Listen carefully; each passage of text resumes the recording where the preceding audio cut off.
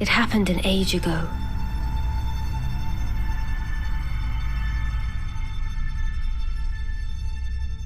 But when I recall, I see it true.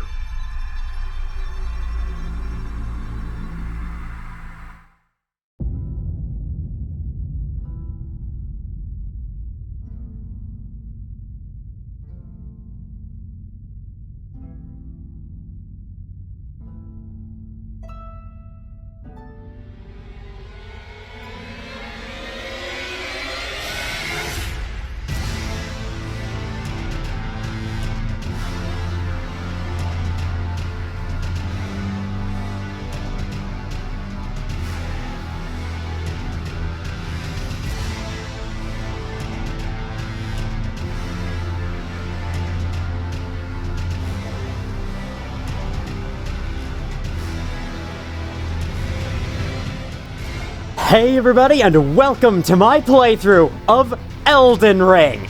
Yep, we're doing this! The latest of the Soulsborne games, and one of the biggest games in the last few years.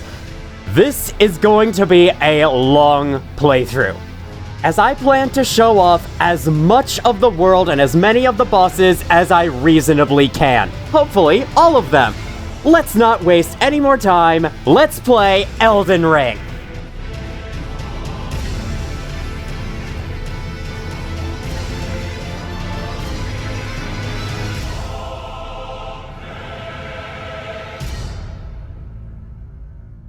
A few disclaimers before we get started. First of all, this playthrough is going to be done mostly offline. I do think the online features are interesting, and I will be showing them off in later episodes, but for me personally, I think they ruin the amazing immersion of the worlds that these games have. Secondly, in Dark Souls 3, I was kind of limiting myself. For each boss, I was not allowing myself to summon or use spells. For this game, though, there are so many more bosses, and some of them are frankly ridiculous, that I don't think I'm going to extend the exact same restrictions. I'll try melee only, but if it's too annoying, I'm gonna bring in summons or other things to make it easier. Now, let's get into it.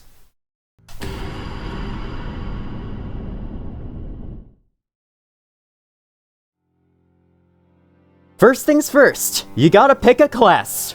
Does anyone else find it weird that games make you do this? They make you pick a class, a different playstyle before you've even played the game, so you don't even know if you're gonna like it. Fortunately for Souls games, or in this case, Ring games? Elden games? I don't know. This is just a starting class. You can change this as you play throughout many different ways, not only with choosing which of these attributes you choose to level up as you play, but also finding other weapons, switching to them, you know. It's just your class for the start of the game.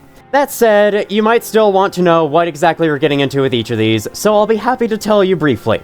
Vagabond here is the perfect I don't care choice. It's got a basic sword as well as a halberd and a shield that guards 100% physical damage, so you don't take any physical damage. Other elemental damages, though, will still hit, so. They've got high vigor, high strength, a decent dexterity, and their other attributes are not far behind, so if you'd like to use some spells with them, you're gonna have to work on Arcane a little bit, but Intelligence and Faith, which also go for certain spells, can easily be brought up to the standard that you need for those spells. So, if you have no idea what to pick here, I would recommend go with Vagabond. You really can't go wrong here. It's the first choice for a reason. But if you're interested in one of the other classes, Warriors start with 2 scimitars. And the thing about this game is that if you wield 2 weapons of the same type in both your hands, you actually unlock some extra moves with it, where you can attack with both of them. And so this is a class that allows you to start playing around with that right away. Their shield is weaker than the others, it doesn't block all physical damage, and it's more or less just for parrying, if you're interested in that. Other than that, the Warrior has really high dexterity, so if you're interested in using dexterity weapons, you might want to start with them. And they also have more arcane than Vagabond, so if that's also something you're interested in, they are better than Vagabond for that. But their vigor is a bit lower. Not that it makes a huge difference at that level of vigor. Hero has an amazing outfit. But aside from that, an axe that I think deals pretty high damage, and a lot of strength, and vigor and endurance. Plus an extra point in Arcane, why not? Though pretty low intelligence, that's pretty bad intelligence and faith. So if you're looking for strength, You could start right here. If you're looking for spells, no, don't do that. If you're looking for having this amazing outfit right off the bat, start right here. You can get outfits like this for like all the other classes as you play the game, but they can be a bit hard to find, especially in a game as open as this. Bandit has a dagger that deals very little damage, but in return, inflicts bleed, which will increase the damage you deal every few hits. I'll explain what that is when we actually get into the game. The shield that they have actually has a faster parry than normal, so if that's something you're interested in, you could try that. They also have a decent dexterity and arcane. And they start with a bow, one of the only 2 classes to do so. So if you'd like to dabble in dexterity and arcane-based weapons, this is a good choice, and the other stats are also not far behind. Astrologer, aka Sorcerer. They start with a staff and the sorcery Glintstone Pebble, a pretty basic projectile, but it does a very good job. And it is also long range. Range can be quite the powerhouse in a game like this, whereas most players tend to go with melee. Melee is really hard because when you're up in your enemy's face, they can kill you so much easier. But using spells or other long-range weapons like a bow, perhaps, you could try to pick them off from a distance, though it's not quite as powerful. They also have a short sword. It sucks, moving on. Good mind, good intelligence, pretty good dexterity as well, but low faith and 1 point less vigor than most people have. Prophet is basically astrologer, but with incantations instead. There is a difference between sorceries and incantations. One of them being that you need a different item to cast them, that being a seal, which the prophet has. A finger seal is what it's called. Sounds weird, but this game really likes fingers, you're about to see. The incantations they start with are heal and catch flame. Heal heals you, and catch flame is like a little burst of fire you can put in front of yourself. They got high mind, they got high faith, as faith is what powers incantations, whereas intelligence powers sorceries, but low intelligence and endurance. The samurai starts with an uchi katana, a katana that deals bleed. Bleed is pretty good. I think that, from what I remember, the katana swings slowly, but bleed is a plus to using them. They also have a bow with, on top of normal arrows, fire arrows. It doesn't do that much more, but it's there. The katana's main ability, special ability, which we'll get into more in the actual game, is Unsheath, and it's a pretty good one. They've got good dexterity, endurance, vigor, and strength, though lowish faith and arcane, not that low. And apparently, this class is recommended for new players. Probably because of the bleed on that katana, it can really help you. Also, you get to be a samurai, what's not to love? Prisoner. I have no idea what they did wrong. They also start with a staff with the spell Magic Glint Blade, which is a little bit different from the Glintstone Pebble. I actually can't remember how it's different, but it's different. They also have an S-stock for their melee weapon. They've got good dexterity and intelligence, pretty good mind, vigor, endurance, and strength, but pretty bad faith. Yeah, 6. That is awful. Apparently this class is pretty hard for new players, so you're not gonna see me recommend it too strongly. Confessor is kinda like another prophet, but different in a way. They've got 2 incantations, that being Urgent Heal and Assassin's Approach, which hides your footsteps and also, I think, prevents fall damage. At least it did in Dark Souls, and this game carries a lot of stuff over from Dark Souls. Their shield is also one of only 2 classes to block 100% of all physical damage. They've got good faith, decent mind, strength, and dexterity, and they aren't particularly bad at anything. So, sure, it's there. Although, according to the Fextralife wiki, even for strength/dexterity builds or faith builds, this one is actually the least optimal. That's just them. I'm not gonna care if you pick this class or not. If it looks cool to you, go on ahead. Last and probably least, Wretch. They are the only class to start at level 1. All the others start at like level 8, 9, and 10 for some reason. I have no idea why. All attributes are at 10, meaning they are the most well-rounded class. But as you can clearly see, they don't have any clothes. And all they have is a club. Absolutely nothing else. No shield, no spells, nothing. So you're probably looking at this and thinking, oh great, it's the hard mode choice, so definitely don't go with that. Well, not really. The club is a really good weapon. It's better than you'd think. You'd think swords would be the best, but no, it's pretty hard. And plus, Elden Ring is a much more open game than the Dark Souls games are, where the Dark Souls games force you to do this big boss encounter right away in order to play through the rest of the game. Elden Ring does not. It's a very open game, and as a result, you have a lot of options to go and make yourself stronger before fighting any bosses. So it's really not that hard. Besides, their vigor isn't that far off from others, even if they take slightly more damage as a result of them not having any armor. So all in all, they're not that bad. And they also have the best feeling of progression when you start with absolutely nothing at the start of the game and you find all these weapons, pick them up, and become this awesome warrior by the end of the game. I absolutely love that kind of progression. And because of that, I'm going with this class. Let's go. Type B, please. Now for appearance, or first name. This name does not get spoken in-game as this game is fully voice-acted, so sorry, it's just your identifier for your save file, though you can change it at any time later on. I'm gonna start with the only gameplay affecting thing on this screen. You can change your mind on class if you want right here, but other than that, you have a burial guy mean keepsake. These items, you may not know exactly what they do. We will be finding out their uses later. I'll just say that this one is by far the least useful, and I have no idea why you would ever choose it. Attracts enemies' aggression. Why? It's a talisman, so you can always take it off, but why would you go with it? There's no reason. As you can see, some of these are actually multiple items, like it's not just one stone sword key, it's actually 2 stone sword keys, 5 bewitching branches, 5 boiled prawns, 3 cracked pots, and just 1 of the rest. I think to point out some particular facts about these, the Fanged Imp Ashes, there's only 1 of these in the world and it's quite hard to find, and you do use them for something much, much later in the game. So if you'd like to just have them from the start so you don't have to worry about finding it, you can pick this. There's also this, which increases your health by like a tiny amount. It's not worth it. Golden Seed could be good for an early upgrade to your healing flasks, those are the sacred flasks, and the Stone Sword Keys can get you into something right at the start of the game, but I would not recommend you do it unless you are a masochist. And hey, you might be, so there's an option for you.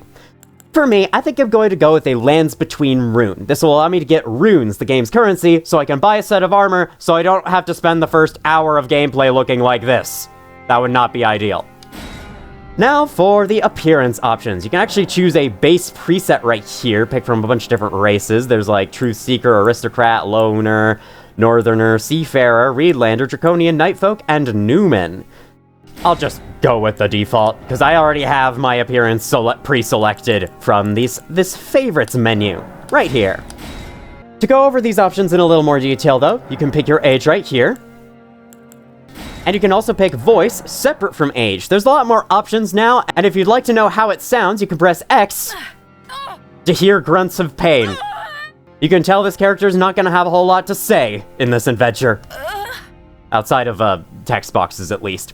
And I need to show you aged voice too.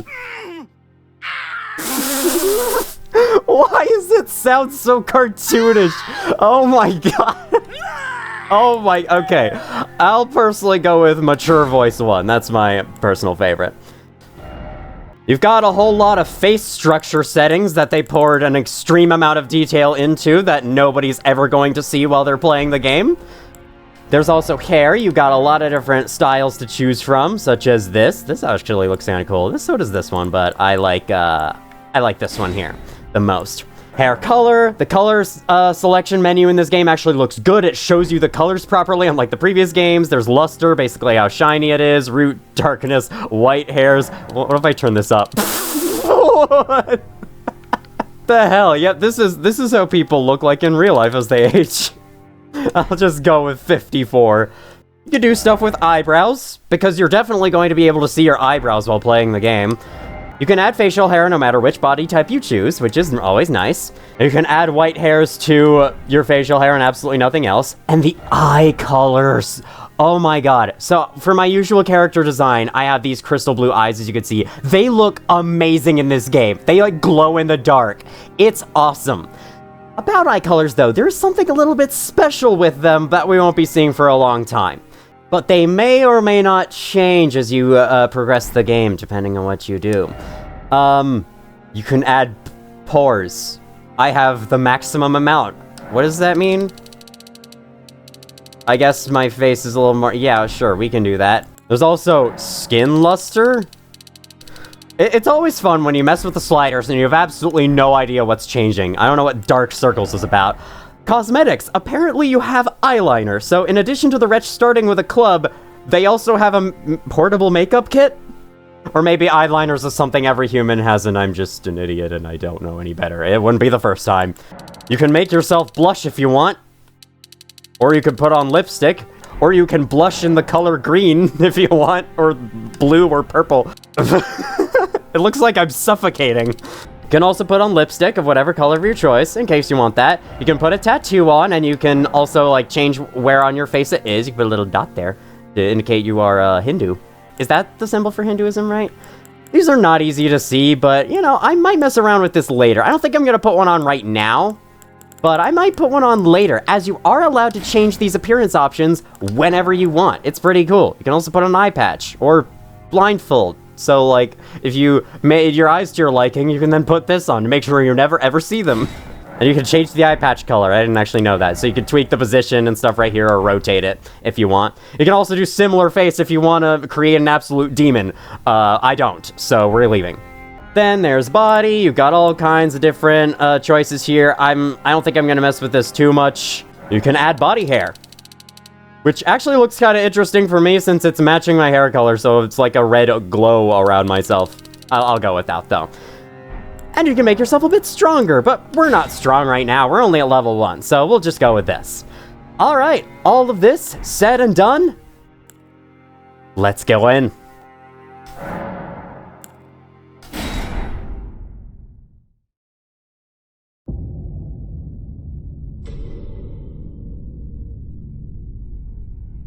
The fallen leaves tell a story.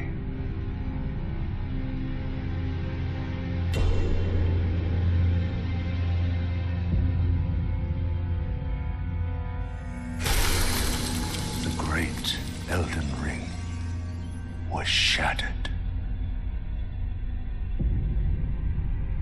In our home, across the fog, the lands between.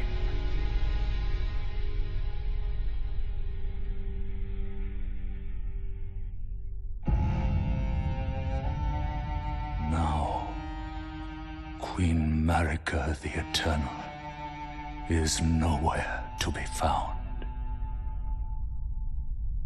And in the night of the Black Knives, Godwyn the Golden was first to perish.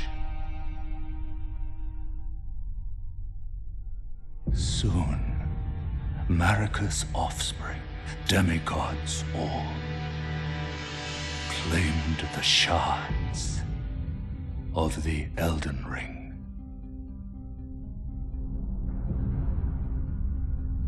The mad taint of their newfound strength triggered the shattering.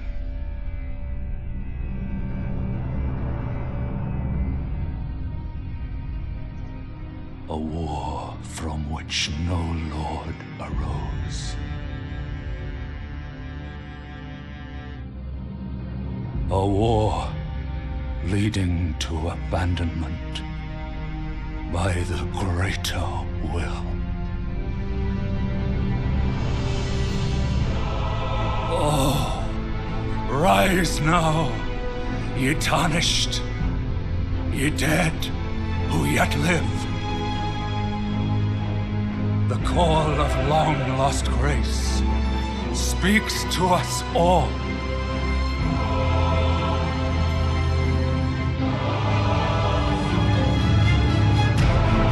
Horalu, chieftain of the Badlands,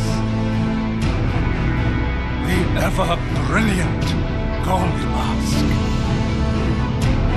Fear, the deathbed companion, the loathsome dung-eater, and Sir Gideon Othmere, the all-knowing.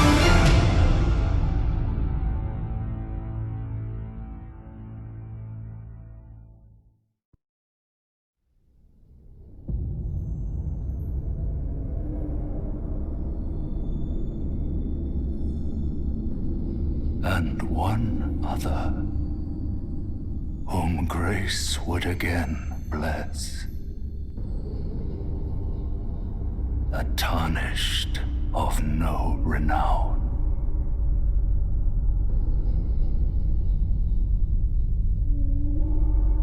Cross the fog to the lands between, to stand before the Elden Ring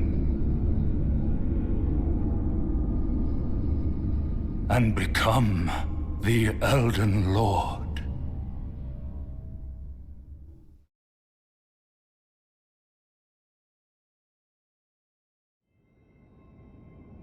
I am not at all sure what made you look at me and think, yeah, you there, go become king of the world. But I appreciate your faith in me. Alright. We're just in this dark chapel in the middle of somewhere. Let's be careful, there could be anything around any corner. And I am not at all prepared for them. Though the path be broken and uncertain, claim your place as Elden Lord. Messages like these, if you are playing online, can be seen scattered all over the place, and that's because they are left by other players. Using this, the Tarnished Wizened Finger. With this in your inventory, if you are online, you will be able to set messages yourself by scrolling down here and clicking this, but it's currently disabled because I'm not online. As for the item itself, I know how the inventory works, thanks. You can read a detailed description of whatever item you have with X. Used to write messages. Your messages will be conveyed to other worlds, allowing other players to read them. A finger of corpse wax, so emaciated the bone is visible. It's a relic of those who came before, left to help those who would come after. You can also use this to gain 3,000 runes. I'm not going to use this yet. You can also lose all runes and return to last site of grace visited. It is merely a cycle. Stand before the Elden Ring. Become Okay, I get it. Let's go already. I'd like to welcome you all to the lands between.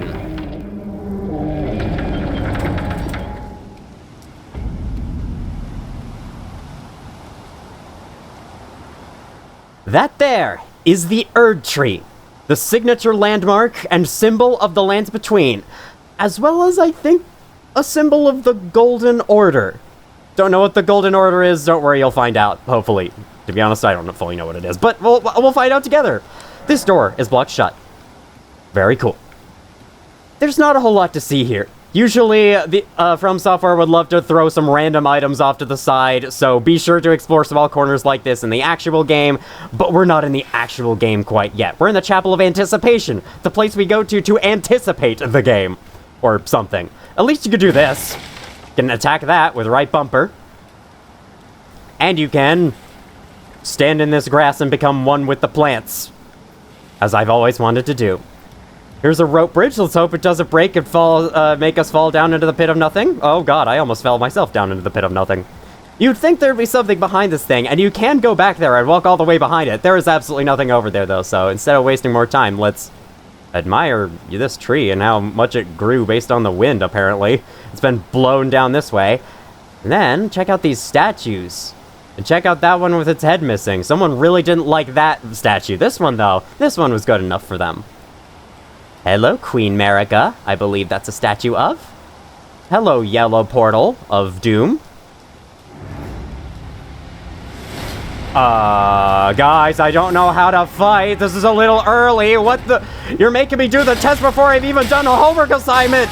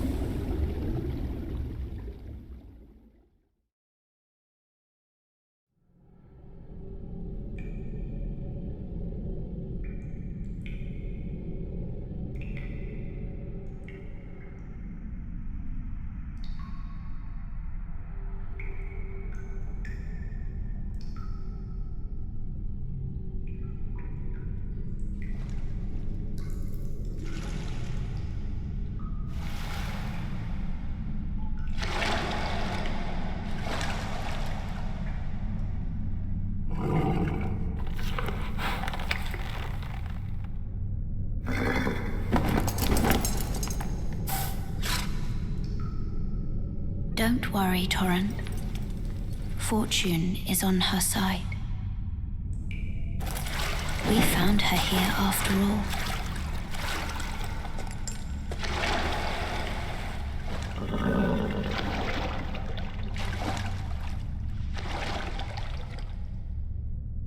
One of her kind is sure to seek the Elden Ring. Even if it does violate the Golden Order.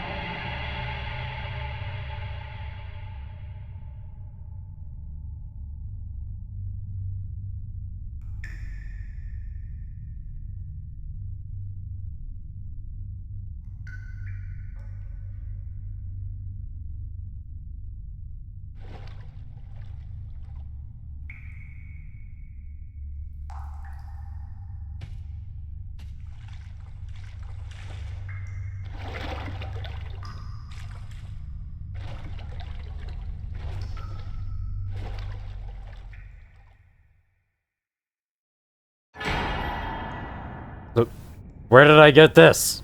Did you give them to me?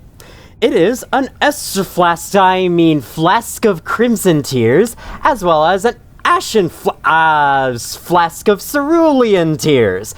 They restore your health and your focus, which is that blue bar up there. Focus is for magic attacks, and health, you know what health is.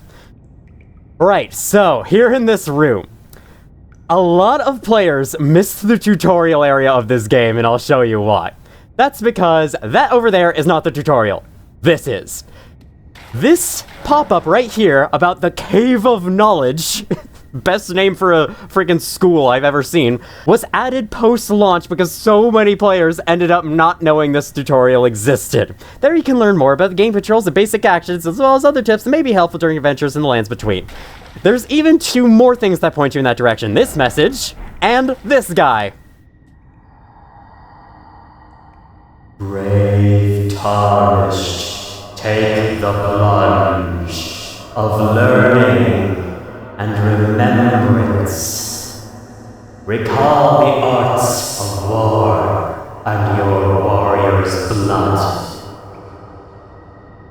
It's not hard to see why people missed it, though, because that's a stairs up to the door that's really well lit, and this is a drop down, and if you know past Souls games with fall damage, you know that usually you take fall damage from this. Here, though, you don't. They've increased the fall damage limits by a lot. Using items. That is the item down in this bottom slot of this menu right here. We don't want to use that quite yet. You can use them with X and switch which item is queued up to use with down on the D-pad. I had to remember the buttons real quick. This here is a Site of Grace. Okay, I'll stop doing that. They are checkpoints. Whether you light them or rest at them, you will revive there if you die. Resting at them will allow you to restore all of your health, all of your focus, as well as your 2 sacred flasks. But it will respawn any enemies that you have killed. Actually, respawns most enemies that you've killed. We have no reason to rest at it, so instead, let's continue on and actually learn how to play this frickin' game. Starting off with locking on, and then attacking with right bumper, and then attacking again. That there's a wandering noble. They stand there, walk around, and attack you if they feel like it, I guess. Check this guy out. Okay, there he goes. That was a swing, and that was the second one. That was a follow-up. Nice job, buddy. You can also do a stronger attack with right trigger. Sorry, the guarding screen kind of caught me off guard. That was unintentional. If you have a shield in your left hand, you can press left bumper to guard. I think you can also, like, hold something in both of your hands and then guard with the weapon. I do not have that, so I will not be showing it off. In fact, I think I tried moving the club to my other hand and pressing left bumper, and it doesn't want to let me do it. So instead, I'll just hit this guy with my left hand as I learn how to dodge. By pressing B, you will either backstep or roll if you're moving. Whichever one is given, you are granted invincibility frames for about the first half of the dodge. It might not be the entire first half, but these invincibility frames allow you to essentially pass through any attacks unharmed as long as you press B at the right time. It is the easiest, but also kind of weirdest way to avoid damage. Just the idea of doing a flip that's so cool that you become invisible is a little bit of a strange thing about these games. You can jump in this game! Finally, we can actually climb up those waist-high fences that we have never been able to do before. You can also hold down B to run, which does cost stamina, but only if you're being attacked by something. A nice little convenience added in this game. In every corner of the lands between, you will find materials. These are used for crafting, because it's illegal to make an open-world game without a crafting system. apparently. Row of fruit and more row of fruit. This is one of the only times you find row of fruit down in a cave, which is interesting. Before that guy shoots an arrow at me, I like to go on to this guy who has a spear. I'm not excited for this. You can change how you're holding your armaments in weird ways.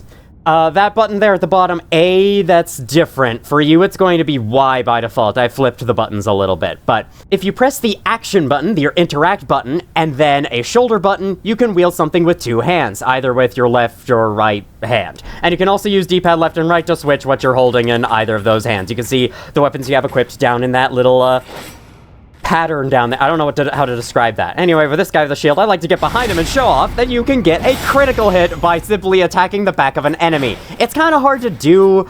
Many enemies don't allow you to just walk behind them like this guy does. In fact, these guys later on don't allow you to even do that, so yeah.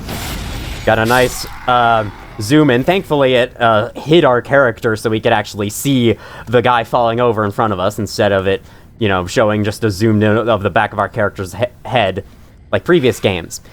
With the right stick, you can move it to change targets, like so. Alright, I'm not gonna do that though. It's actually not the best idea to lock on always, especially if you're fighting more than one enemy at a time. Locking on can be kind of disadvantageous as it limits your controls. This guy's got a bow and they have the simplest attacks. They just shoot it straight forwards. All you have to do is strafe to the side and then walk up to them, hit some of them in the face, and then they die. Very simple. And here we learn about skills. This is a special ability that every weapon has, and you can use it by pressing life to trigger. You know, life to trigger. I have no idea what button that is. As you can see, that little box on the side of the screen with Barbaric Roar, that indicates the skill you have equipped. And so I shall use it. Barbaric Roar will increase the damage output of the club for a certain amount of time. It'll also replace the strong attack with this. I haven't gotten that much use out of it, but I hear that it's supposed to be pretty good. Another new feature in this game, crouching. You can stealth a little bit by hiding in tall grass or sneaking up on enemies. Normally, to stealth, you'd have to walk slowly like this by pushing the analog stick just a little bit forwards. But if you'd like to do that while holding the analog stick all the way, all you have to do is crouch and you make the same lack of noise. And you can sneak up on someone to do it. That's not what I meant to do. I didn't mean to do the combo attack, but it's fine. Here we got lots of tall grass to demonstrate our uses against that. That doesn't matter because this guy's facing away from us. Stealth isn't a huge thing in this game. There's a lots of enemies that are literally scripted to see you. So yeah, it's not the absolute greatest thing in the world, but it's there if you'd like to give it a shot.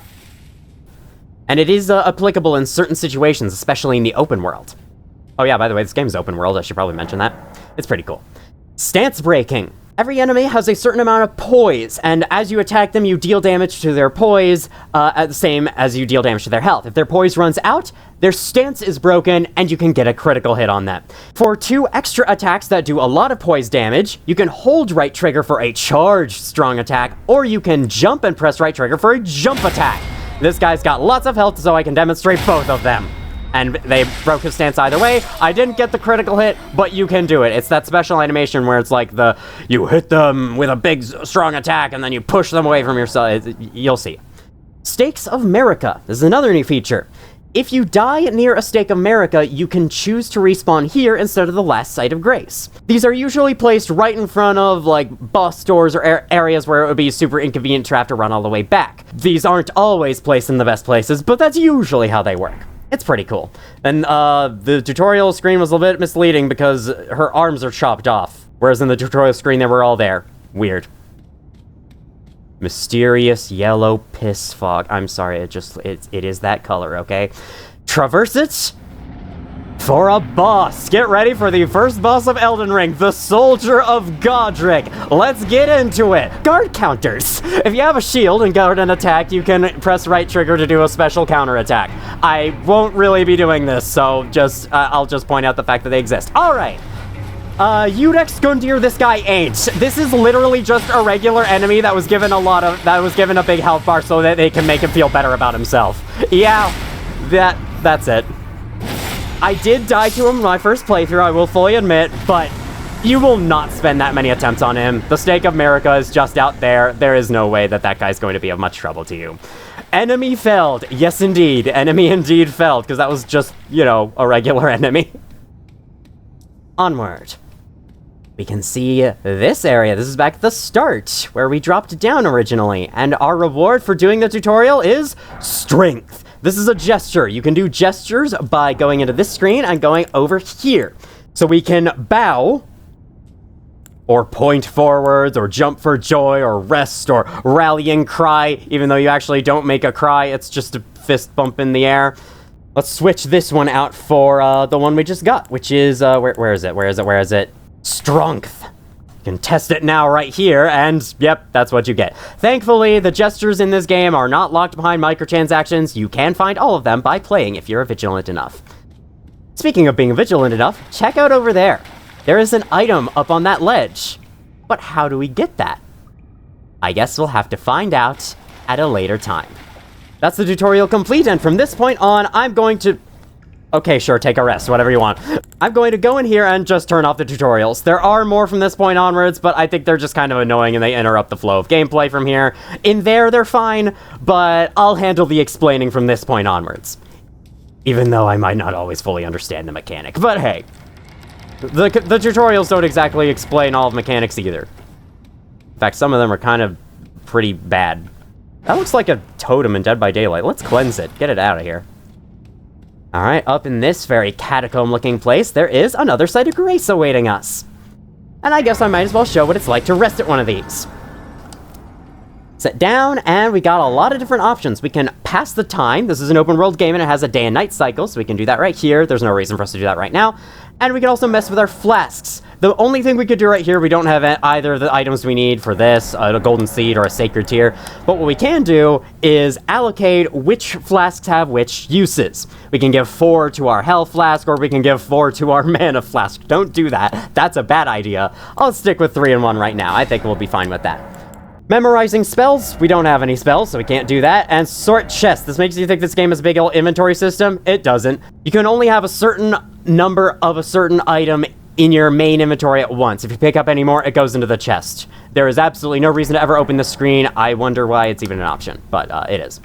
If you have the 2 stone sword keys, you can use them right here. This misleadingly says use stone sword key, but it actually costs 2. And you can go into this dungeon here. Don't do this. Believe me, don't do this. Save it for later. Unless you're a masochist. Finger Severer. What is it with this game and fingers? And as well as Tarnished Furled Finger. I believe these are for multiplayer? Yeah. Creates a summon sign for cooperative multiplayer. I'll show off what this is like later. This allows you to like make yourself available to summon by another player. This allows you to remove yourself from that player's world or kick someone out from your world that you have summoned. The end. Let's move on to the elevator. I love the stone pressure plate in the middle, and I really like the design on this thing too. The flowers and patterns and all the symmetry and crap. There's the door. Let's go explore.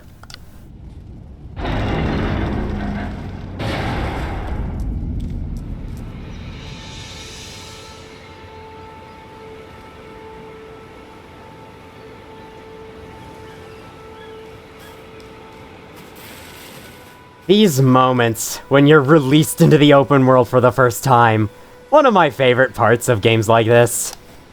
It always feels so cool. I think my personal favorites of that is Breath of the Wild, where not only does it happen like right as soon as you start, but it's this really cool sweeping shot of Hyrule, and I love it. But this game's is really cool too. This here is Limgrave, our new home for the time being. We're gonna be spending probably a lot of time here in the early videos, so get used to this place. Hello, sir. Don't mind me. I just woke up in that cave. I'm sure you understand. Oh, yes. Tarnished, are we? Come to the lands between for the Elden Ring? Of course you have. No shame in it. Unfortunately for you, however, you are maidenless. Without guidance, without the strength of runes, and without an invitation to the Round Table Hold, you are fated, it seems, to die in obscurity. Wouldn't be a true From Software game if the first NPC you talk to makes you feel like dirt. Luckily for you, however, there is one shining ray of hope for even the maidenless. Me. Vare. Take care to listen. I'm sorry, but you're like the opposite of Shining Ray of Hope. Grace, the golden light that gives life to you, tarnished. You may also behold its golden rays, pointing in a particular direction at times. That is the guidance of grace, the path that a tarnished must travel. Indeed. Grace's guidance holds the answers. It will lead you, tarnished, to the path you are meant to follow, even if it leads you to your grave. Which is exactly where this one is leading me to right now. Spoiler alert. Grace's guidance will reveal the path forward, most certainly, to Castle Stormvale, over on the cliff, the home of the decrepit demigod, Godric the Grafted. Looks like a dangerous dungeon. I won't be heading there for quite a while. Alright, after the talk with that lovely chap, let's get into this. So you can very clearly see the golden guy and the horse riding over there. Yeah, I'm not going to fight him. Every single Elden Ring playthrough ever starts with the person playing going over and fighting him right away, and then getting stumped. So we're not doing that. Row of fruit, and this thing. Circling back up to the entrance, there is actually some row of fruit. We were supposed to go down this path. I just kind of jumped the gun over there. Or jumped the rock, I guess. This here is a summoning pool. This is another online feature, the small golden effigy. Again, I'll talk about this later. I just want to say, if you're interested in co-op multiplayer, you want to activate every single one of these that you see. It's a little bit annoying, but they will not work unless you do that. Hello, glowy skull. If you hit these glowy skulls, they release an item, a golden rune. 1. Ha ha ha ha. 1. And as you can see, we have some animals. Animals in a From Software game that don't want you dead. Isn't it amazing? You can kill them if you want. I'm gonna leave them alive. There's no reason for me to do that yet. If there even will be a reason. Oh, he's looking at me. That's what that music means. I'm getting out of there. Yeah, do not want to fight that guy. Alright, my first main destination is this ruined building right here. As you can see, there are some rays of golden light pointing somewhere inside of it. Pointing, that is, to another Site of Grace. Sites of Grace, as you haven't gotten, tend to do that. They tend to show themselves off to you so that you can know exactly where to go and to make themselves more obvious. Within this little ruin, which I believe is called the Church of Ella, I don't know if it showed, is this guy. You're a tarnished. I can see it. And I can also see that you're not after my throat. Yeah, I'm definitely not very well equipped for that. Why not purchase a little something? I am Kale, purveyor of fine goods. You know, I completely forgot to use the Landsbatoon rune I was given. Sorry, buddy, I'm just gonna leave you for a little while. There we go, let's get those runes. 3,000 of them. What is it? And with that, I shall buy this and this. Anyway, let's hear about your recommendation. You know, if you can spare the runes, you should buy yourself a crafting kit. A crafting kit allows you to make basic items on your own. Essential, really, if you intend to survive out here for any duration. Spoiler, it's not essential. And I admit I do take my cut. But the important thing is that you survive. Every customer counts, after all. Why not? I'll bite. Crafting kit, only 300. Let's get it. I'm glad you took my warning to heart. You've made an excellent choice. He only says that if you buy it. It's pretty cool. Before we get into that, let's equip the things we bought. Armor in this game provides damage negation. It's different from your defense stats that you could see over there. Defense is handled by your current level, whereas damage negation is handled by armor. Damage negation will add a percentage reduction of the incoming damage of a specific type. So this will reduce incoming damage by 6.8%. And then this will increase it up to 17%. Well, there we go, looking much better. I've kind of got a lot of gameplay mechanics to cover here, so let's go through them quick. Item crafting. This is unlockable now. These are the only items we can craft right off the bat. We can craft these Roa raisins with Roa fruit. I'll craft 3 of them. Rainbow stones, bone darts, rope fire pots, and fire pots with a bunch of other materials, as well as this, which is a multiplayer item. We'll get into those at a later time. For now, there's this. Smithing stone. 1. I mean, yeah, there was only one there, so makes sense. Smithing tables. If you have 2 smithing stones, just short, as well as a handful of runes, you can upgrade your weapons at this table to make them deal more damage. Overall, that's basically all upgrading it does. They don't have any extra properties. Though there are ways you can change properties aside from that. I could talk to this guy more, but I think we're going to be coming back to revisit him a little while after, so why don't we carry on this way, which is where the Guidance of Grace is pointing us, so I guess we might as well go that way. The Guidance of Grace is not that much of a game mechanic. All it really does is point you to the major dungeon of the area you're in, which I guess is helpful, but the major dungeons are usually these giant towers that you literally cannot miss, so I have no idea why it's built up as this huge mechanic that's really gonna help you, when reality, it doesn't, and you're about to see why. Or, well, you're not about to, but I'll show you why later. Managed to break this guy's stance with just one jump attack, look at that. And that spray of particles as I killed him indicates that he drops an item, Lord Zorn's Straight Sword, as well as 5 bolts for a crossbow that I don't have. Thanks, bud. Take this royal fruit. This here's just a forest with a bunch of these soldiers of Godric patrolling them. It's so funny how you fight a soldier of Godric right before you fight the boss soldier of Godric. I just love that. Like, what? It's such an odd idea for a tutorial boss, but I guess they don't want to have you, like, bottlenecked into the tutorial like the other Dark Souls games do. That is something really neat about Elden Ring. Earthly Flower. Very cool.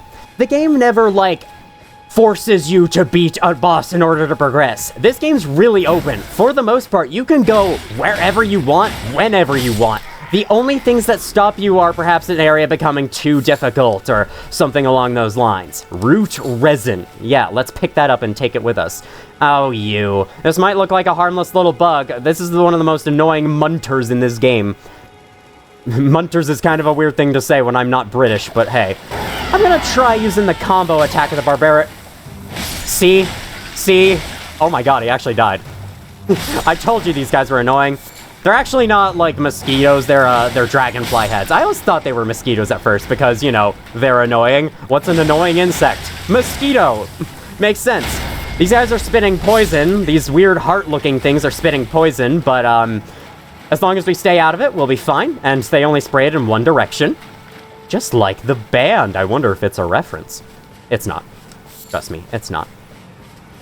Hello, odd-looking statue up there. You have piqued my interest. I'm gonna go check you out. I just want to say, as a recommendation to any new Elden Ring players, ignore the Guidance of Grace. Just go wherever you want. If you want to follow the Guidance of Grace, it's your funeral.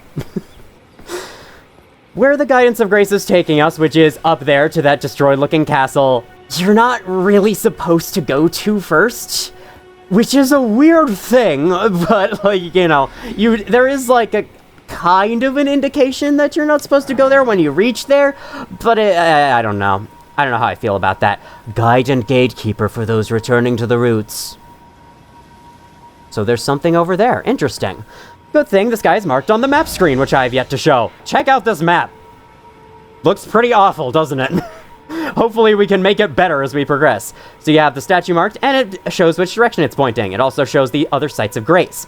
You can also fast travel to any site of grace that you've uncovered, just by opening up the map screen and going there. It is completely free, costs absolutely nothing, but you cannot do it while you're fighting an enemy, which, you know, makes sense.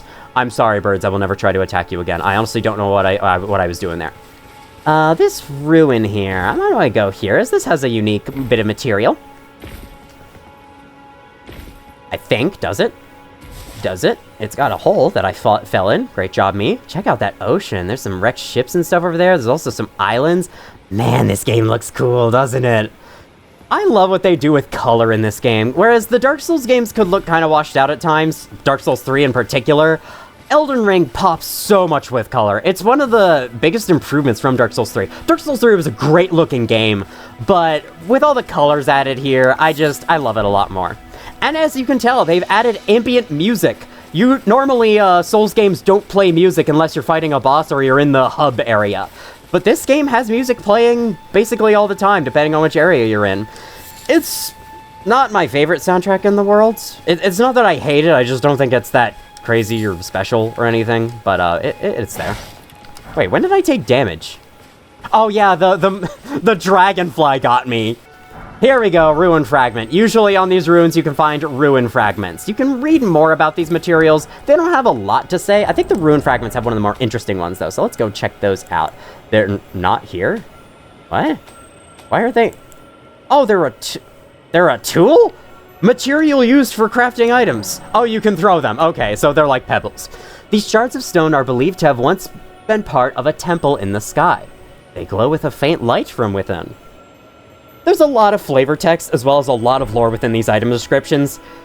I wouldn't tell you to read every single one of them, because that is quite time-consuming. You find new items in this game basically all the time, and to be honest, in Elden Ring's case, oh my god, I didn't realize you saw me. Most of the items don't say anything that interesting, but some of them do, so it's worth checking out. What did you drop? 5 bolts. Alright, not that great. Y'all don't even have a crossbow. What are you doing with bolts? Killing animals just gives you stuff like meat or bones, which are used for crafting other things. Basically, it's all just for a bunch of crafting. Hello, little ruins. Okay, this is our first ruins of the game, and the thing about ruins is hinted by this message.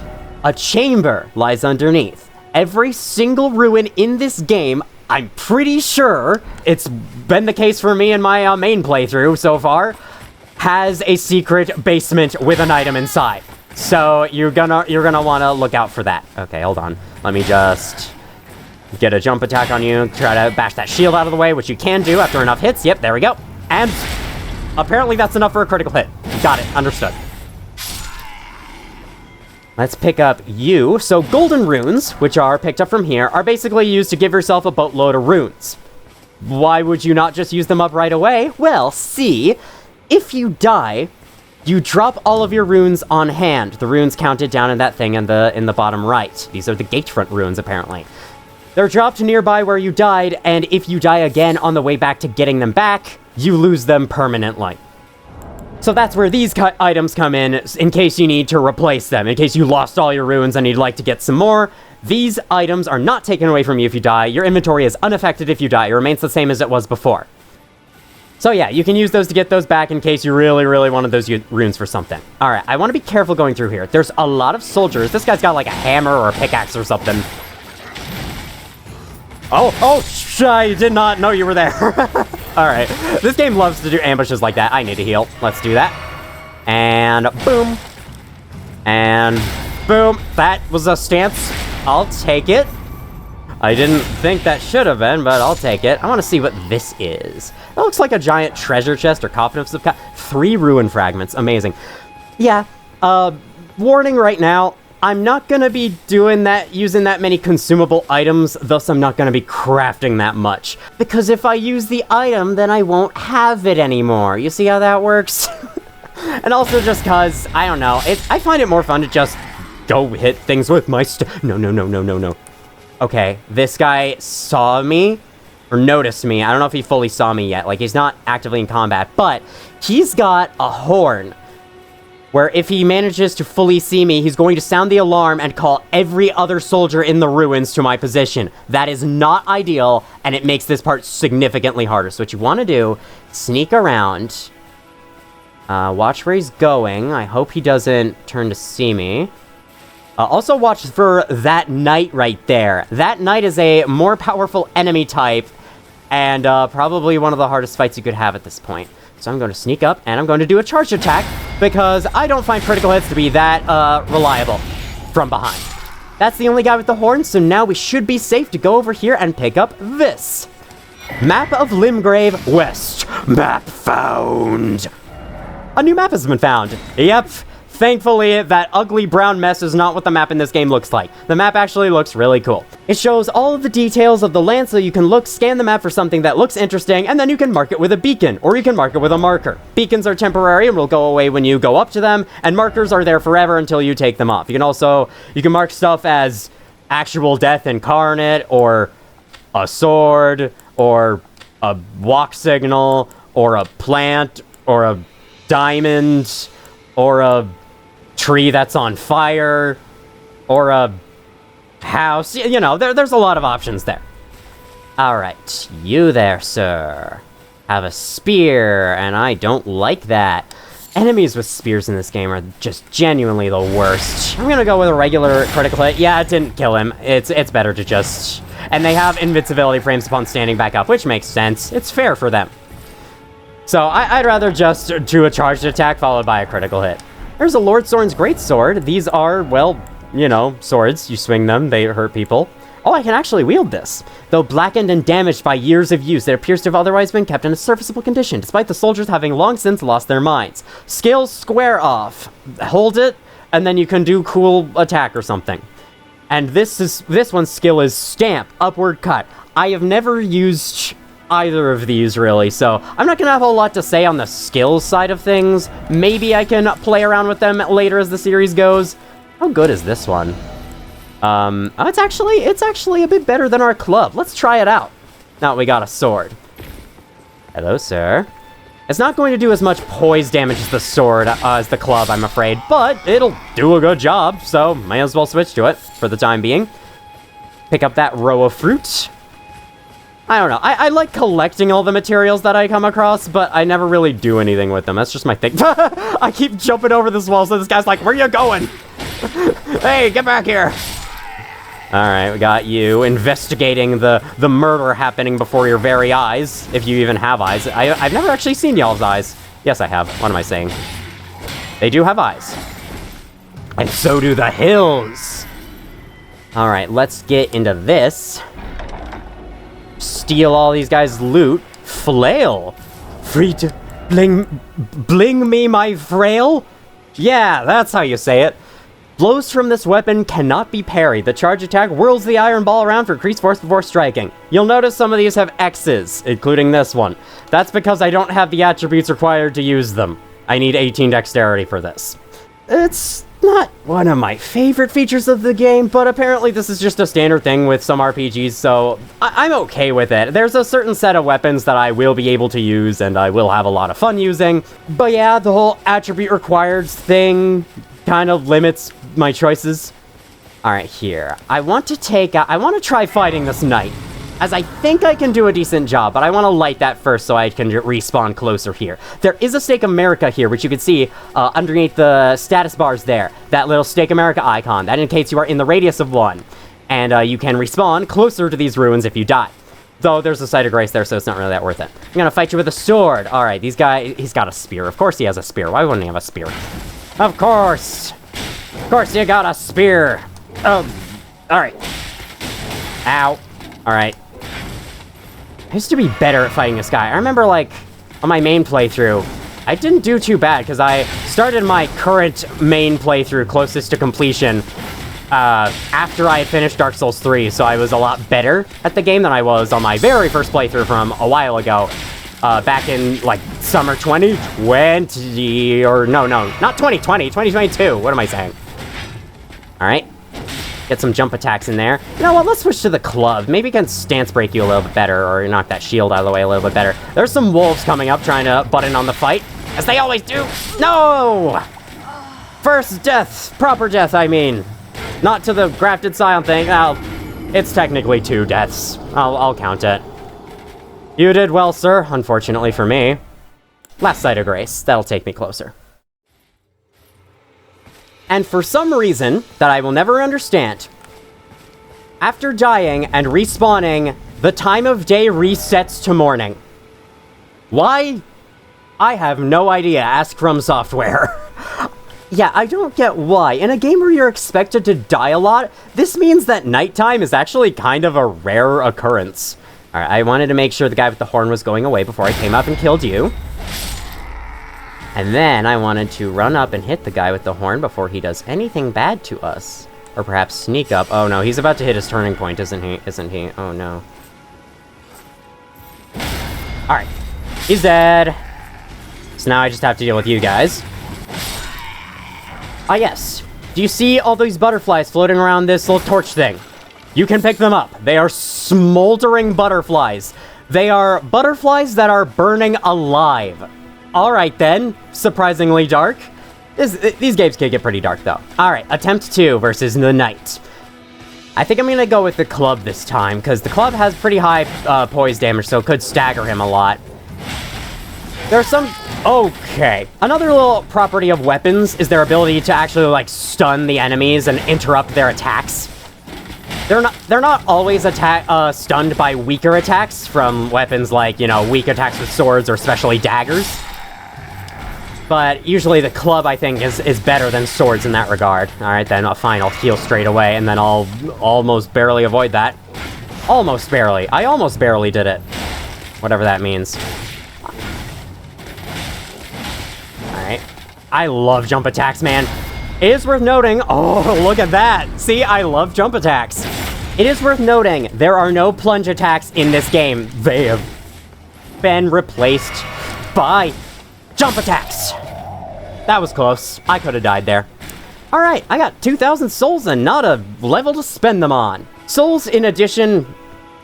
Oh, sorry, I mean runes. I guarantee you I am going to call them souls accidentally throughout this entire playthrough. It is really hard to adjust to calling them runes. They are called runes now, but yeah, I'm going to keep calling them souls. Very sorry, just know that I mean the same thing.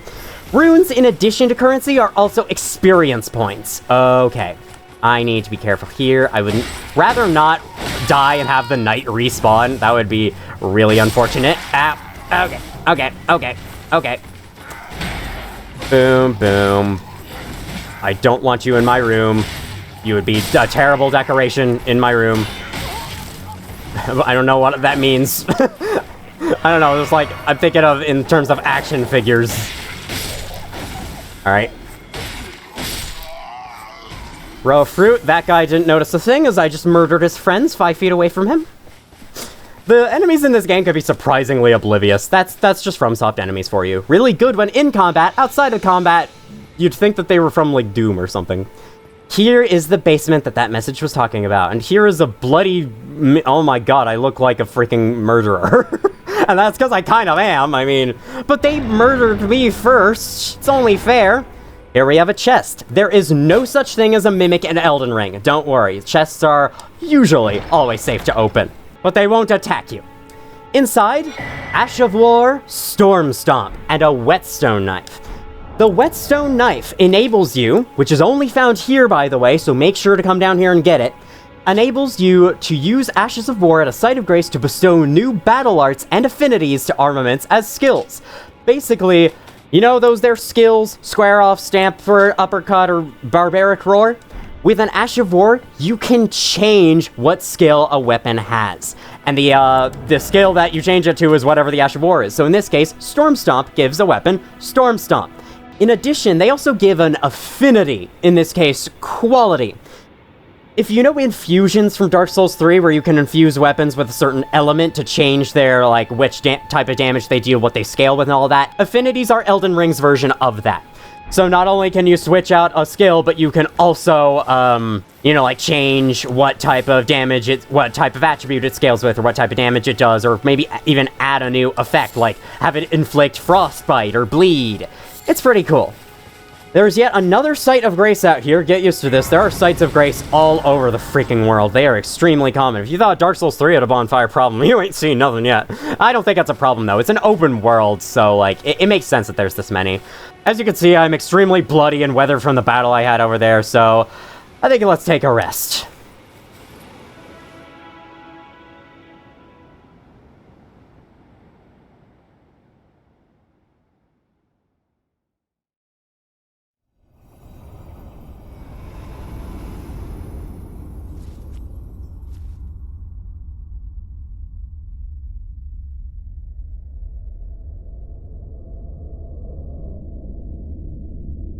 Greetings, traveler from beyond the fog.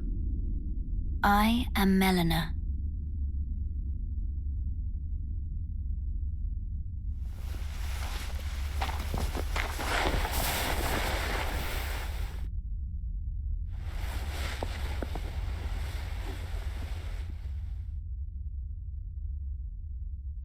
I offer you an accord.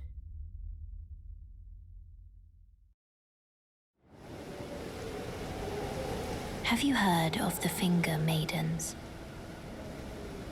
They serve the two fingers, offering guidance and aid to the tarnished.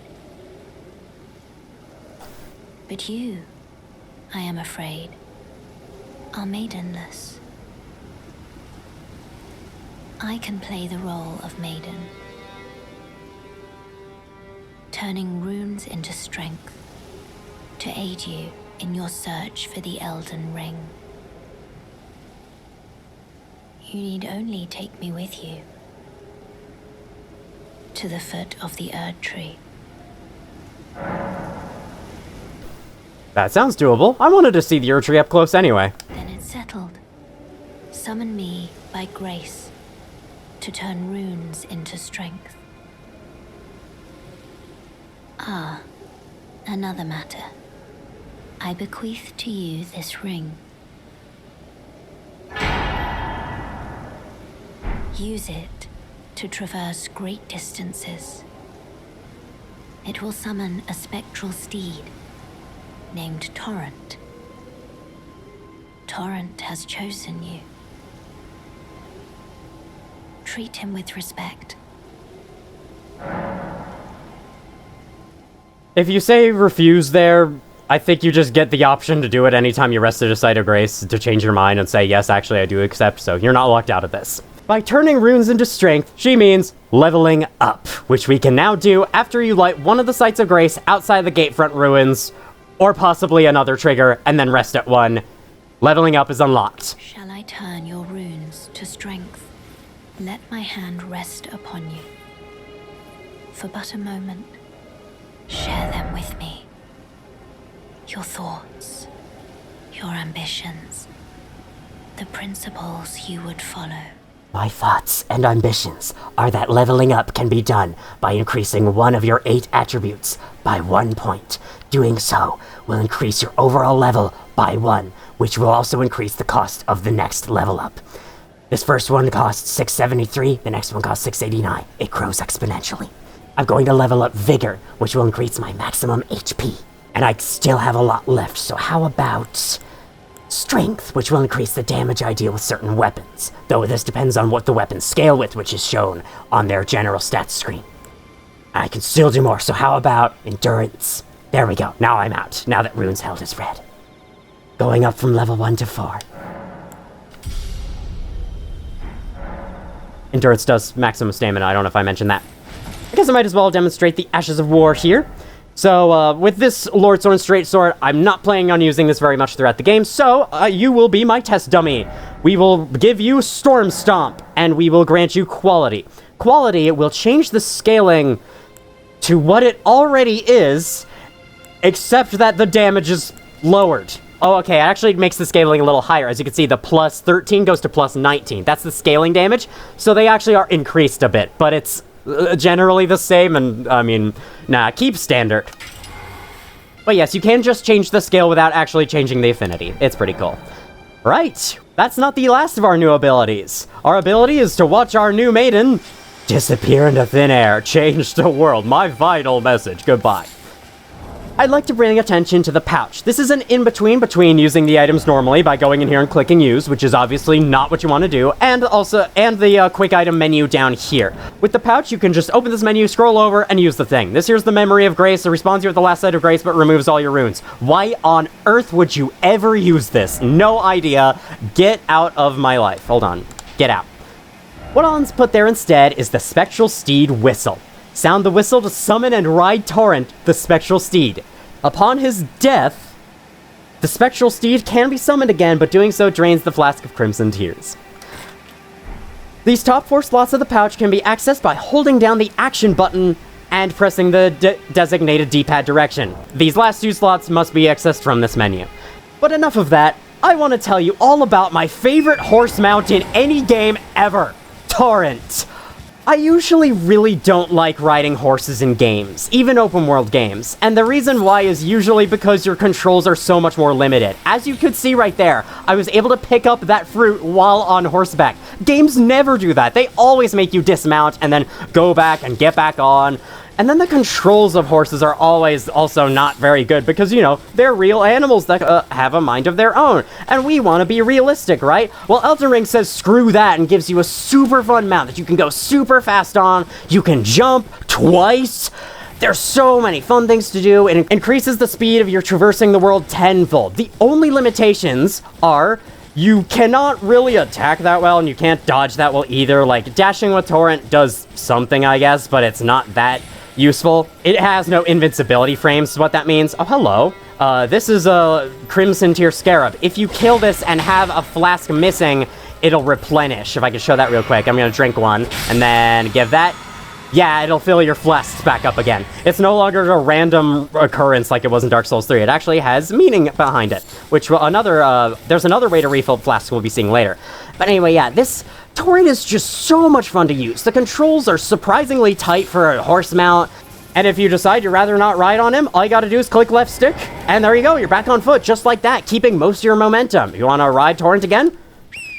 Use the whistle, and off you go. It is so nice, so convenient. I love it. Torrent is what video game horse mounts should be like, in my opinion. Like, I know that it's like a magic fantasy world, and that, you know, some games want to go the realistic route, which is fine, but if you go the realistic route, it makes me just not want to ride horses ever. So I really have to hand it to Elden Ring for having a really, really fun horse mount. Hello, Kale. Weren't you...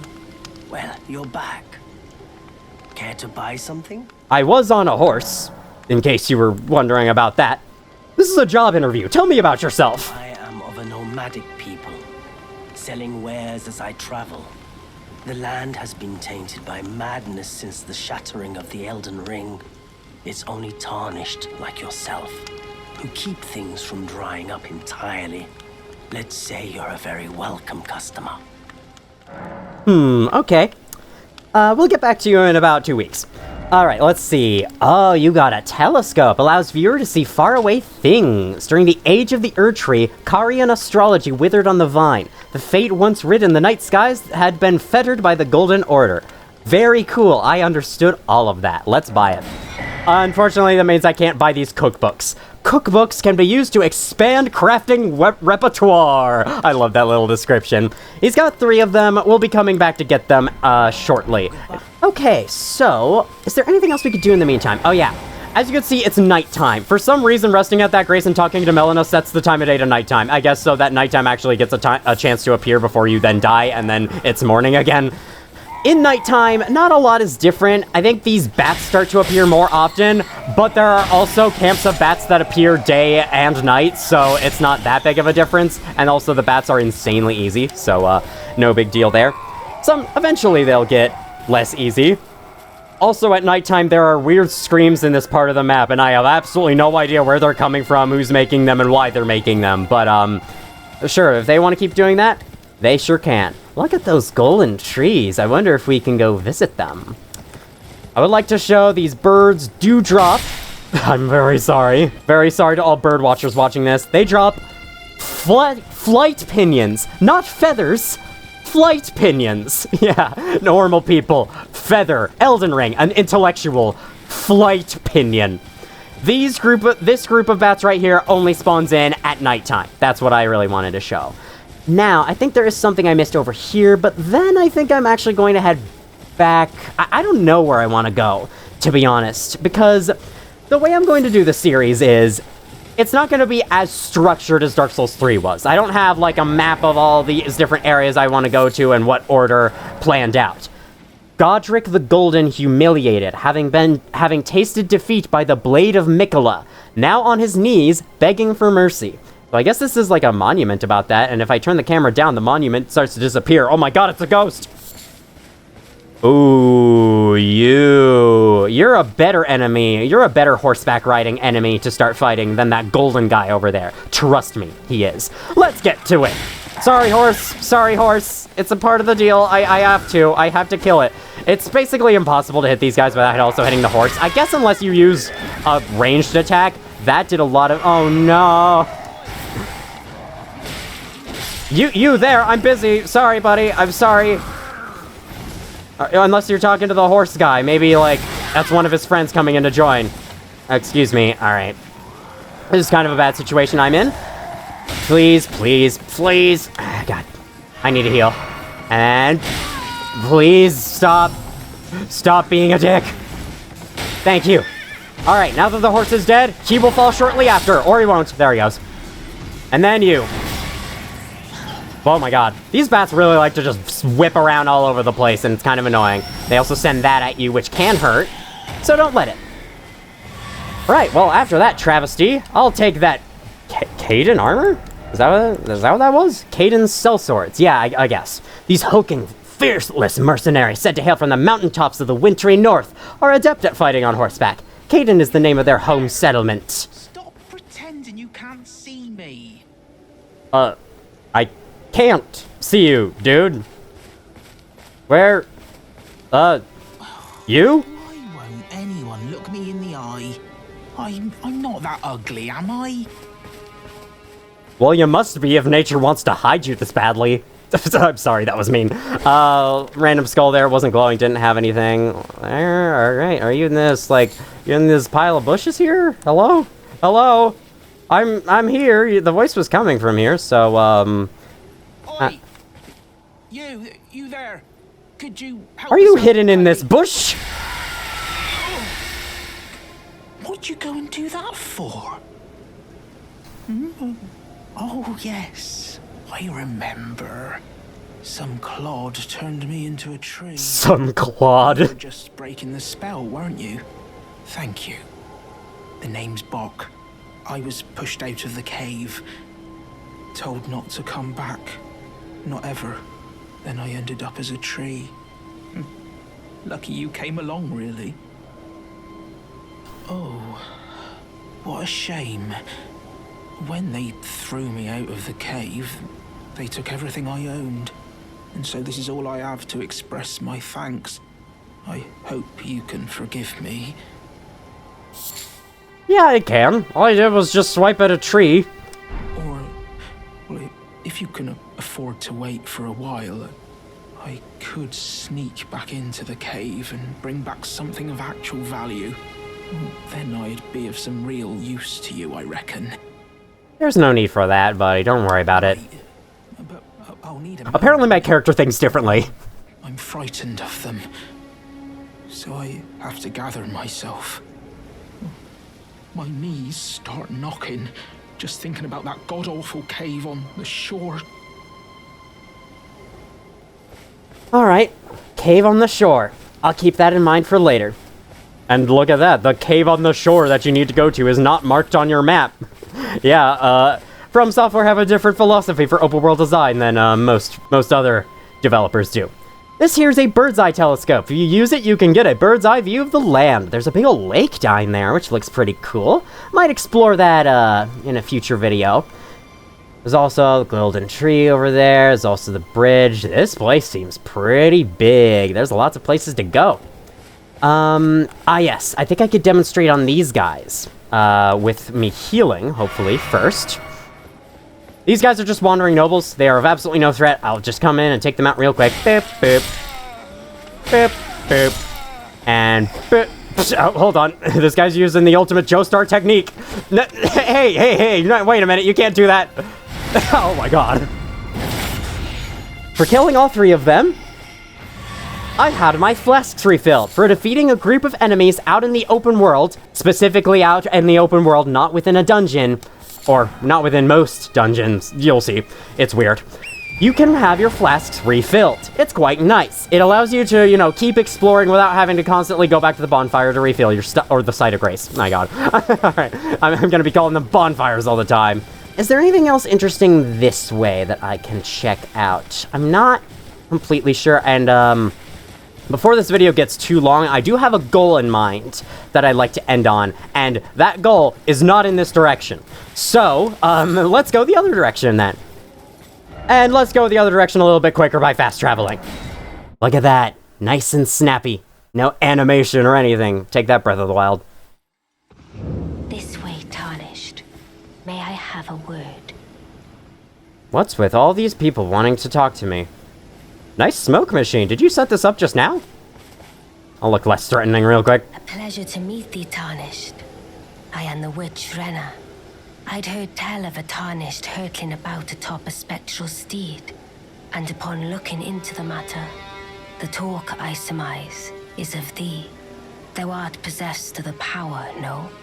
To call forth a spectral steed named Torrent. Yeah, I can call the spectral steed, the one and only.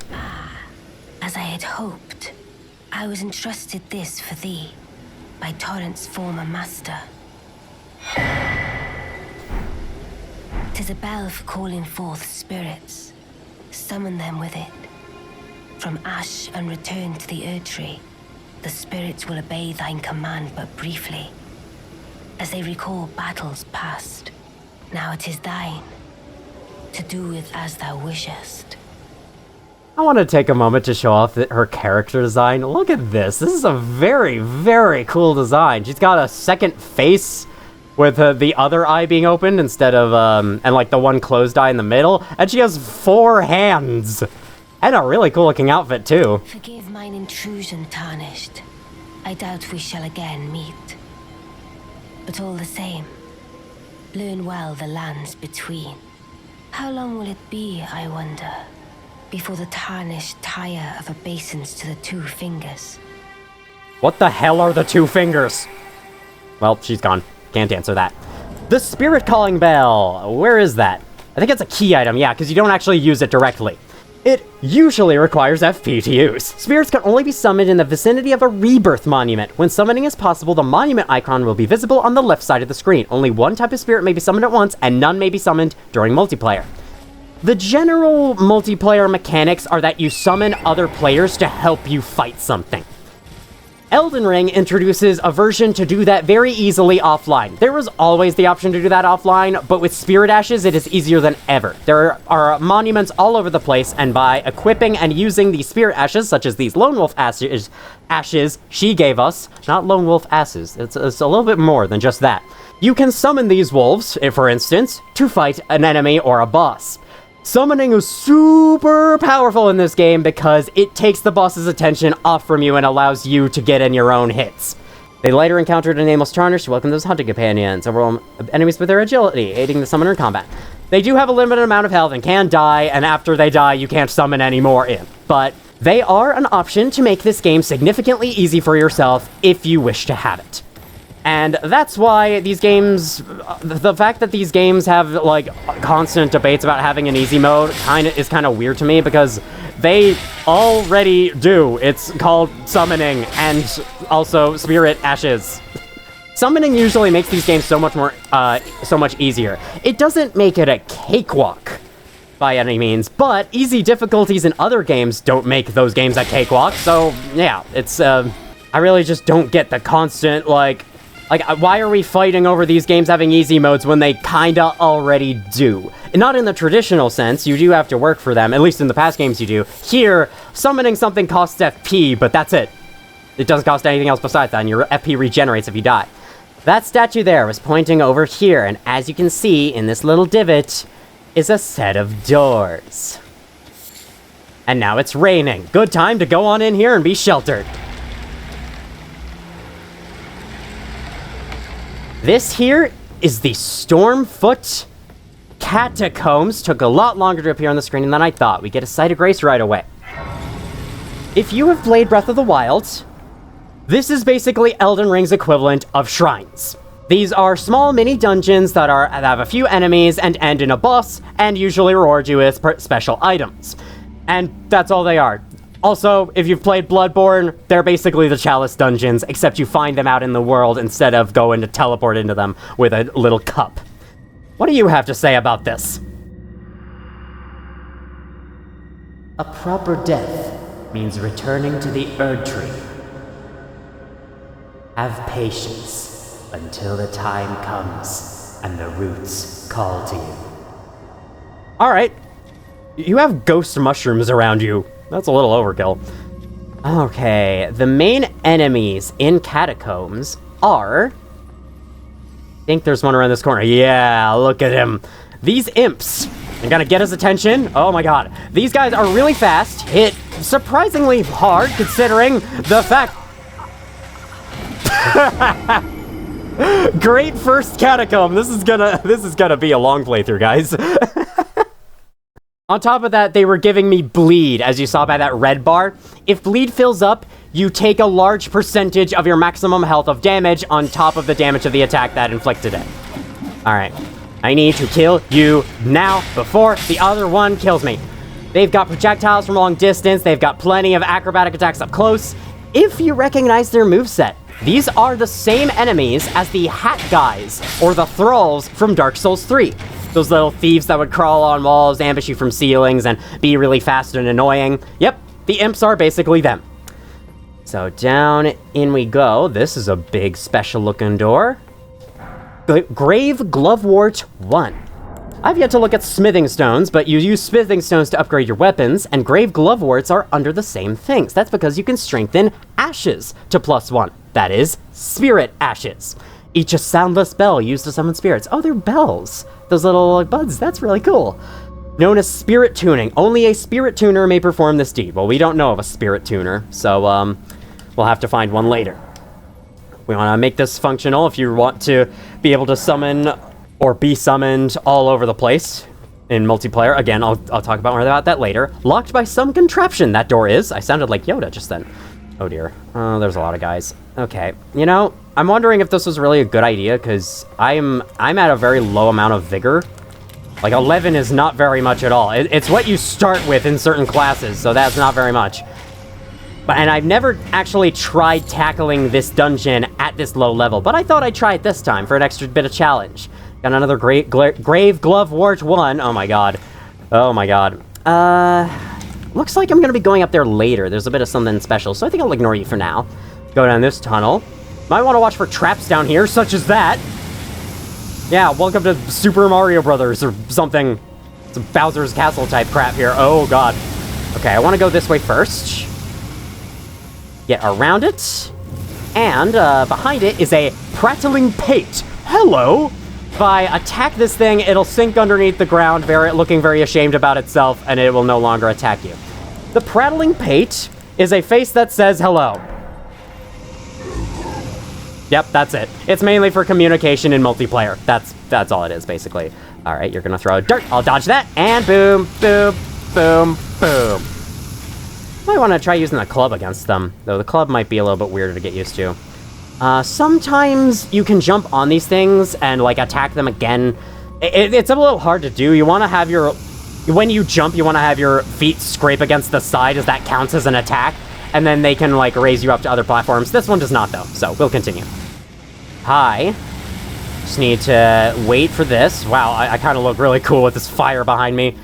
And be wary of ambushes. There isn't one here. That's actually interesting. I thought there would be. For that ladder, I'd say let's climb, or not climb, let's go into this. Shut you off. Oh, God.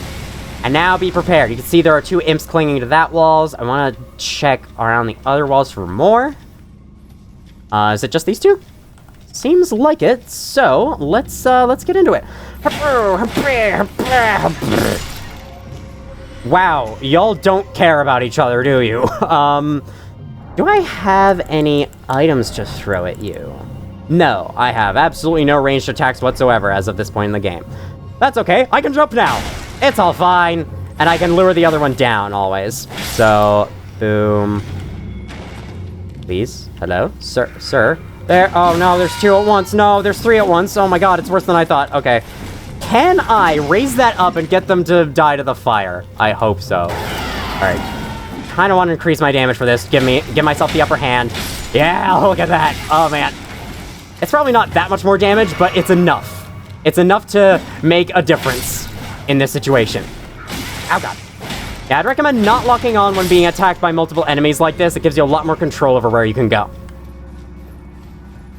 Now we have another Glovewort, as well as a smoldering butterfly. Great. Be prepared for a lot of the side rewards in dungeons to just be crafting materials. You can use it if you want. Not much reason to, though. You can climb ladders faster by holding down B. You can also descend them a lot faster than you can ascend them by holding B. Yeah, wow, with Barbaric Roar, I actually save 1 hit against them, so let's do that. Boom, boom, boom, yeah. That is really good to use. I'll be using skills a little bit more than I did in Dark Souls 3, but not so much more. Like, I am not... Oh, God. When I say I'm going to do everything in this game, I mean mostly on the exploration and bosses side. I'm not the type of channel for, like, showing all weapons, all builds, things like that. Because really, I don't know much about that stuff, and I find it really hard to get into. For reasons I'll get into later, mainly the attribute requirement system, preventing me from using most of the cool stuff in the game. Actually, that's a lie. There's a lot of stuff I could use, but also the weapon upgrading system makes it hard. We got another spirit ash from this room. Wandering nobles. They'll be the best spirits of all time. Spirits of nobles who after death now wander the lands between. Surely they were in search of something once, but wherever it was has long been forgotten. I think the ashes usually have a little bit of lore or a little bit of something to say about the enemies in the game, so it's usually good to check those out. Oh, okay, I see where this is going. This guy's probably gonna jump at me right away. No, he fell all the way down. Well, isn't that a little idiotic of him? Boom, boom, boom, boom. Yeah, when it's just one, they're fine. This lever here will unlock the door over there. See, it's a Bloodborne Chalice dungeon, which Bloodborne Chalice dungeons have exactly the same mechanic. There are similar small shrine-esque dungeons like this that work a bit differently to catacombs, but this is our first catacomb. We'll be covering those in the next video. Possibly. Maybe. I'm honestly really excited to play this, because I have, back in Dark Souls 3, where, you know, I had a very, regimented order, you know, set order of things I wanted to do stuff in. With this game, as open as it is, I don't really have that, because I think I'm just gonna go in and just do whatever strikes my fancy. You know, capture the spirit of the open world. So I'm a bit excited to see how this is gonna pan out. I would like to do everything, like, region by region. Like, I want to do everything within Limgrave before going somewhere else. Everything that I can, anyway, or that I feel like doing. I'll do most things in a region before moving on to the next, and I'll try to tackle the regions in, like, a difficulty order. But yeah, aside from that, I'll mostly just be going in, doing anything I please. Now, here's the boss of the catacomb. It is the Erdtree Burial Watchdog. Bosses in catacombs are usually seen a lot throughout the game, especially if you do the other catacombs. Okay, that attack comes out real fast. You want to watch out for that. And they're usually kind of simple on the easier side. I am perfectly okay with that, though. An easy boss does not make for a bad one, in my opinion. This guy is not too hard to dodge, but because I'm commentating, he just is, I guess. All right. Want to dodge as soon as he raises the thing up, and then dodge with the right timings. With this boss having these, like, really instant attacks, you're gonna have to probably get hit by the attacks a couple times to feel out their timings, as that is how this game works combat-wise. It's a lot of pattern recognition. Memorize when enemies do what at what times, and you'll be able to dodge them all perfectly. Unlike me, right there, and right there, and right here. Okay, actually, that was fine. But it wasn't perfect. As you can see, I had to, like, roll multiple times. Okay, he's halfway down. Well, that counted as... Alright, whatever. Perfect. Alright. This is not the only attack he can do. I think he can also breathe fire. Always doing that now. Let's run away from that. I don't have any more health, so, we're hanging on by a thread here. Literally. Our joints are. That attack is so hard to feel at the timing for... Oh, no. Alright. Yeah, just dodge once backwards as soon as he starts twirling, and you should have that attack down. Careful of this. Boom. Am I gonna clutch this out? Oh, maybe not. One more hit, one more hit. Oh, yes! Awesome! That was a really fun way to end our first proper boss of Elden Ring. Noble Sorcerer Ashes is our reward. They're basically wandering nobles, except they can cast spells, which, you know, pretty cool. We're gonna be encountering them as enemies a little bit later. Look at that, 89 health out of 434 over there. Spirit of a Nobleman once asked to be given a place at Raya Lucaria to learn glintstone sorceries. His talents were insufficient to be worthy of donning the stone crown, however, and he's only capable of using the most rudimentary sorcery. Yep, sounds about right. This little thing is not a sight of grace. Instead, returns you to the entrance of the dungeon. Before that, look at all these corpses on these trees.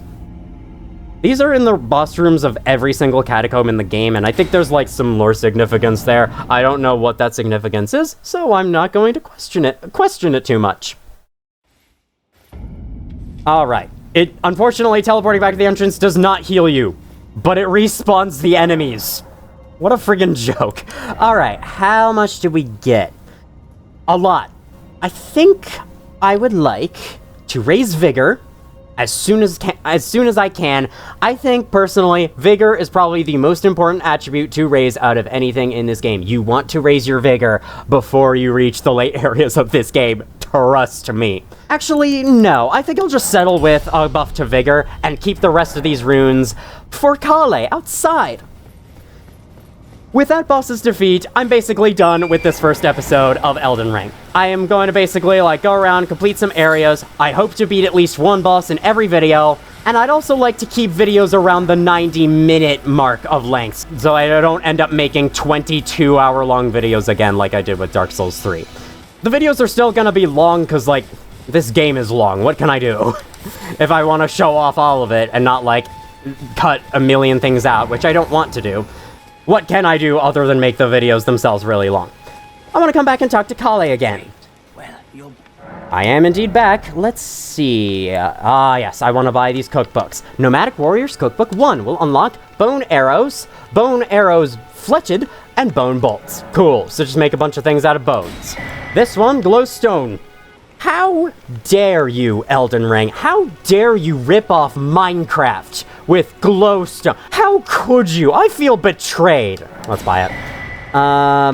This torch is a good idea.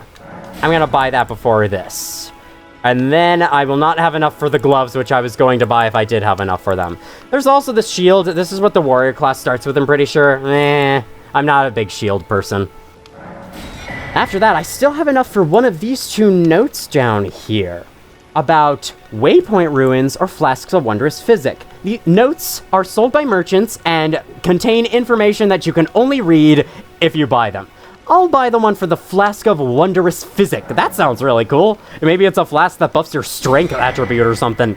Further details are available only to paying customers. You have a talk option now. There are others of my people who yet survive in these lands. If the mood takes you and you meet one, then offer them some trade, won't you? My people, wanderers all have long been spurned by the grace of gold, which is why we cannot settle, but instead are forced into this pitiful, unceasing journey. But thanks to that, things are not so different for us now, though the Elden Ring is shattered. I think this makes us kindred spirits of sorts. Your people, the Tarnished, and mine. Cool. He's got more to say, but I'll talk to him later. Nice to do business. Nice indeed. Let's read that note, which is all the way over here in info. You also have all the tutorials from the Cave of Knowledge and any further ones that you may receive upon exploring the world. Examine using X. A flask of wondrous Mizik still remains in the third church of Farika, north of the Mistwood. Cross the highway bridge and follow the animal trail north. I'll be sure to hit up that location in the future. For now, that'll be all. Next time on Elden Ring. Honestly, I don't know what I want to do. I might go up and see where the guidance of grace is trying to take me. Oh. Hold on, Melina. I don't want to extend this video too long. We'll talk to her next time. Thank you all for watching if you did, and as always, that's the wrong button. I will see you all in the future.